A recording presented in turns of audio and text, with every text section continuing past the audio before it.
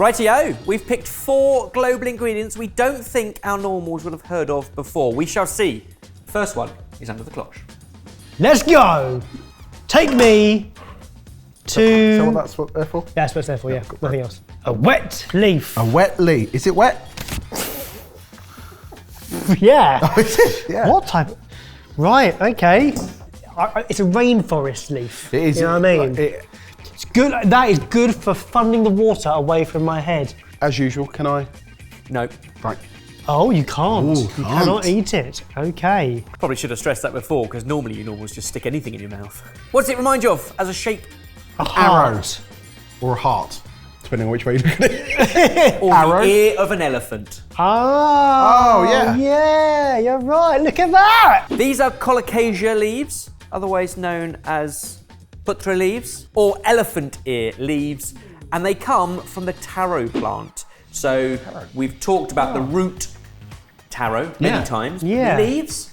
Well, this is part of a conversation that we had recently as well, which was talking about we don't eat enough different plants, number one, and we don't eat enough different parts of plants that we already eat. You okay? We certainly don't. It's words. I know what I mean, and hopefully so do you. Yeah, it makes perfect sense. And you're absolutely right. We don't, but some parts of the world do. So we're talking kind of South India or Southeast Asia. That's where you'll find these leaves. But they can't be eaten raw. Much like the taro root, poisonous in its raw form. But instead they can be prepared into delicious food. Would you like an example? Yeah, definitely. What we got, Evers? You tell me. So it looks like you've rolled them into discs and then cut. Wow. So this is a delicious snack. That smells incredible. Yeah. It smells like it's been caramelized. What is that smell? It smells had sweet this before. and slightly sour. Definitely on the sour front. And what you've got in front of you is a little bit of yogurt and a little bit of tamarind. I'm gonna go raw Yeah, first. well, yeah. Tamarind is a good flavour that runs through this, along with a number of spices. Oh, yeah. Well, you've got a lot of flavour in that. So Wow. Gujarati, Ooh. in its kind of origin and region, and it's that kind of spicing. Oh, that's wicked. It's nice how it looks a bit spinachy, but it's so much more firm. It's held its shape more, which means you can get that roll. So the incredible way it's made is to roll out the leaves and you cut out some of the really tough stems and stalks, and over that you spread a gram flour paste. So chickpea flour, which has got all of the spicing in it, and some tamarind, some chilli and some garlic, but also things like mustard seed and fenugreek. And then with all of those spread in the paste, it's rolled up into a cylinder, which is then steamed. That's the point it becomes no longer poisonous, and then sliced and fried. It feels similar to a bhaji. Yep. Yeah. That's the kind of That's texture it. that I'm getting Yeah. from it. The flavour is superb. Real spice kick. It's exciting, isn't it? But it's really exciting on its own, and then the yogurt and tamarind take it to another level as well. Oh. Now it can just be eaten steamed, which makes it's relatively more sort of vegetal. Whereas by then sort of frying it, often in other ingredients like maybe some mustard seeds or sesame seeds in the oil as well, maybe some curry leaves. Again, different regions, different applications of spice, but the leaves themselves, quite unique. It's amazing how a cuisine, Indian, and I know it's a massive place, but we're still discovering new ingredients and new flavours and new dishes that we've never heard of before. I'm trying to work out what other leaves you could make that out of. Now, a kale or something is as firm you could do it with, but nothing that's going to have the same bite as that. Well, I mean, also you need the scale and the size of it to be able to fold them up with the paste in between and then roll them and then slice them. You could do it with really big, like spring green leaves. Again, take out the kind of tougher, woodier stalks, but taro leaves or elephant ear leaves or putra leaves is the classic. And obviously that's just one application. It can also just be chopped up and put through curries, eaten as a snack or a side. It can be pickled, lots of applications for the leaf, but this dish we thought was kind of unique. That is standout. I feel like you've given us a lot of clues here of where this is from. Well, it's not a guessing game. Oh no, I was thinking that's ruined the game a little bit. That's a different video. Different video, mate. New to us, global ingredient from India, and apparently one of the oldest cultivated plants in the world. being utilised on the Solomon Islands nearly 28,000 years ago. Whoa. Whoa. Is that before elephants? It's a great question. Were they woolly mammoth ears at that point? Great question. You can also buy tinned versions of this dish where the actual, the roll is already rolled and all you're doing is taking out the tin, slicing it and frying it. It's already been steamed and cooked. But yeah, getting hold of the fresh leaves we thought was key to seeing the ingredient in its proper state. Wow. Putra Fantastic leaves, start. colocasia leaves, elephant ears, putra leaves, different names, same delicious ingredient from the taro plant. Would you like to see another global ingredient? I'm following fast. Yes, please.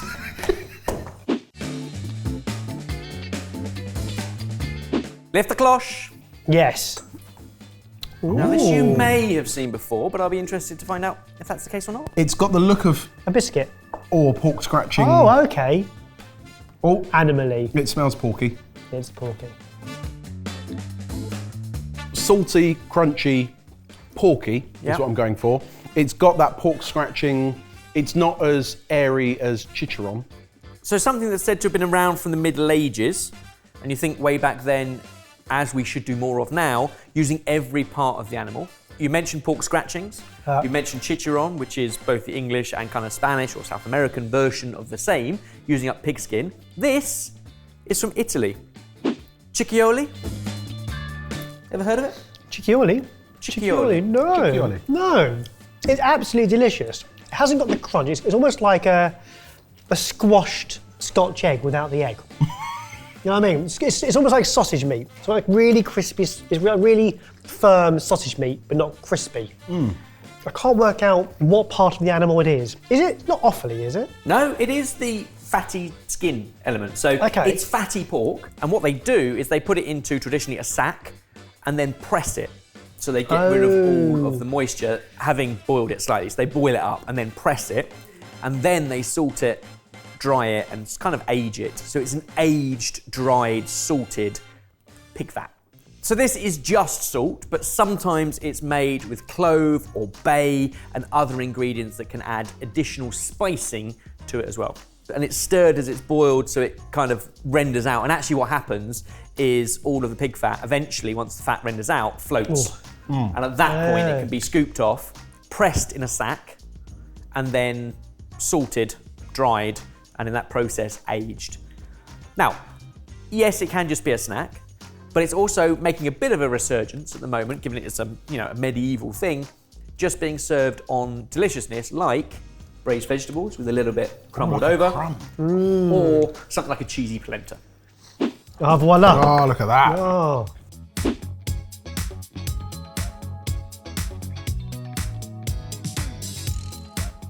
Dig in.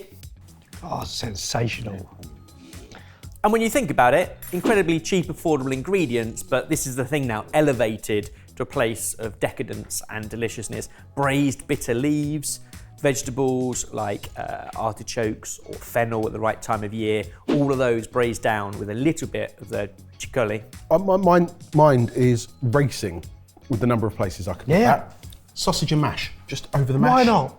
That'd be Yeah, great. unbelievable. Any way you'd use a bacon crumb, Yep. this kind of goes to a slightly different place. It's not necessarily better or worse, but it's a different place. It's less of the smoked bacon that we often get in a crumb, and instead you've got that aged, salty, really quite fatty, but also crunchy deliciousness. I mean, typically you'd be buying this maybe in a deli or in supermarkets because it's quite a process to make yourself by the time you've boiled it and dried it and salted it and aged it. But it's a great way of upcycling parts of the pig that you might otherwise not use. Traditionally from Lombardy, the region in Italy, but now we're seeing it pop up on menus, well, in London as well as all around the world. Amazing. I'm going to keep my eye out for that. That's brilliant. Oh, tacos. Yeah, mate, honestly, it's a savoury, delicious fat you can put anywhere. Yeah. Amazing. Mate, Number 3. you're off to a flyer here. Bring on the third. Number 3 is sticking out the cloche. Oh, hello. Oh, doing. Right, that looks like a very, very straight parsnip. It's got the look of root turmeric. Which ironically isn't a root. Yes, it grows under the ground. Yeah, it definitely goes underground. Turmeric being a rhizome, not a root. Whereas this is, my understanding, a root. I'm not getting anything on the nose. It could be a type of horseradish, but it feels too soft. It feels like you could chop this up and eat it whole rather than just grate it. Goodness me. Anything? That smells familiar now. That is a burdock root. As in dandelions. As in dandelion and burdock. Yep. As in the two that we would sometimes put into drinks and beverages or cordials in the UK. However, we're focusing in on where it's used more commonly as a root, which is across much of Asia, specifically Japan and Korea. Ooh, okay. So are there chances that we've had this previously but not necessarily called out? So it's quite similar to lotus root, which remember is the root yeah, that's okay. got all the little holes in it. Yep. It behaves in a similar way, and therefore there's a number of dishes, maybe bancha in Korean, the little small side dishes. It might have been used in kimchi. It might be used in delicious burdock root salads in Japan. That's what we've got for you to try. Ooh, like that. Okay. You served up quite a lot of it. Yeah. I thought it'd be something to do really sparingly, but it's... Well, I mean, it's the kind of thing would normally perhaps be a side dish as well, so you wouldn't necessarily eat an entire bowl of it. That might be a bowl to share, but it is the main root vegetable in this dish. In this case, it's mixed with carrot, sesame, mirin, and soy, and it's a dish in Japan called gobo. Oh, wow. Carrot provides perhaps a sweeter flavour. We know that carrots are very sweet, but the burdock root, more savoury, more earthy, definitely that lovely crunch. It also, it's very good at absorbing other flavours. Like all the sauce that's in there has now been soaked into that It completely. tastes like the soy, it tastes like the mirin. Yeah. Yeah. But without losing its structure as well. Quite delicate seasonings on it because it's quite a delicate flavour. You don't want to overpower it. However, in other places, Korea for example, they do turn it into the likes of kimchi and that where you would add chili and lots of garlic and do a ferment on it. So does this grow in the UK? Because is that how it's become dandelion and burdock kind of sodas and drinks? That's where my head goes to. Yeah, absolutely. And fun story, the bit that comes above ground is part of the thistle family. So it's also the same family as things like artichokes. So Jerusalem artichokes, the root under the ground, but then the globe, the bit above. But the thistle family, and it was a Swiss engineer who spotted the bit above the ground of the burdock root falling off and getting stuck to his dog's coat and developed Velcro. Oh, right, okay. So the invention of Velcro came from burdock root. It's a really satisfying texture. It's a stunning salad altogether. And yeah, it's got a really lovely crunch and follow through. Yeah, yeah. So has that been peeled and boiled? No, it's just raw, but it does oxidise quite quickly. So treat it like a root vegetable, like a carrot. You just peel it and chop it up, but it oxidises quite quickly. So often you'll find it pickled or dressed pretty quickly. In this case, mirin, soy, sesame oil, and the alike. And it can be cooked as well, so it can be added into stews and stir fries, just like you might find lotus root in a lot of stews and broths and the like. When I first saw it, I thought that we need a lot of treatment to make it taste good. But the fact that it's pretty much raw in that situation means I can see myself doing that. Yeah, slice it up, pop it in a sandwich. Perfect. And that nutty, earthy flavour works really nicely with grilled meats. So think like izakaya, like a bit of grilled steak, something with that as a side. Super simple, super delicious. The other thing they often do with it in Japan is make tea from it. So a burdock tea. And that suddenly is much more similar to dandelion and burdock as a drink that we're familiar with. So you'd heard of it, burdock. Yep. Had you ever tried it? I've only tried it as a drink before. I've not tried it outside of that. I've never eaten it. Would you like to see a fourth? Yes, please. This one was new to me and is fascinating. Oh, Excellent. goodness me. Lift the cloche. There you go again. Again? Yeah, double time. Please. Okay. Looks almost... Flemmy. You know what? That's exactly what that is. I was going to say it's yogurty with a watery base, but you're right. Flemmy. See if it tastes better than that Oh, image you've set. Now you said that, it also reminds me a bit of durian. Durian, baby food. Baby, yeah. Yeah, like banana puree type. Yeah, right. Ooh. Holy... It's got a real whiff to it, isn't it? No, you don't eat that. You don't eat that? No, you don't eat that. You don't eat that? You put that on your walls to make the wallpaper stick to the wall. That's wallpaper paste, mate. Not put that in my mouth. I'm going in. It smells almost alcoholic. Yeah. It's No, that is wallpaper paste. Try it. fruity, Yeah. zingy, The heck is that? like citrusy. Yeah. Sharp, tangy. Yeah. When you eat it, there is a sweetness, there is a fruitiness, there's a citrus nature to it. But then you're left with the smell that I had at the beginning, which again is something that my body is telling me don't get it near, put it near me. It's not wallpaper based. This is cupuaçu. It's a Brazilian tropical fruit. So the flavours are kind of the sharpness of pineapple with kind of mango, that tropical, blended with chocolate. It's a fruit related to the cacao species. It's native to the Amazon, specifically sort of the Brazilian Amazon. And essentially, like cacao, it grows on trees in pods. And when the pods are ripe, they fall to the ground, and inside is this pulp. And the pulp is what you have there. I think that would be really interesting in a cocktail. Pina colada kind of style where you want that body attached to it. I mean, Jay, that's a great shout.